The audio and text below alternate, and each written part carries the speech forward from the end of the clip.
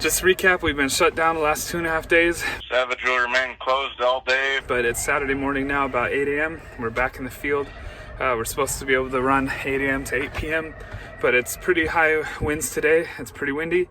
And so it's possible that they'll shut down because of the wind. But if it doesn't get too windy, we can run all day. So it's a good day.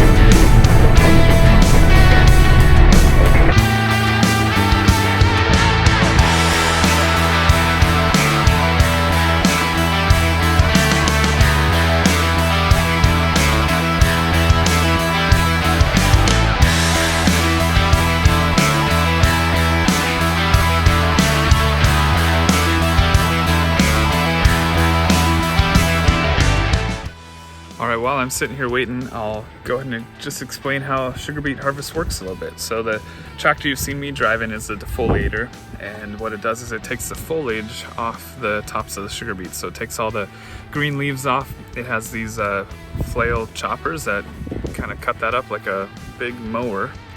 And then it has these scalper discs on the back that cut the tops off a little bit, so it scalps the beets and gets rid of all the green. Factory doesn't want any of the green leaves when they process the sugar beets, they just want the root. And so I go ahead of the beet digger and I take off all the leaves, and then the beet digger follows up behind and it digs them out of the ground and dumps them in a truck.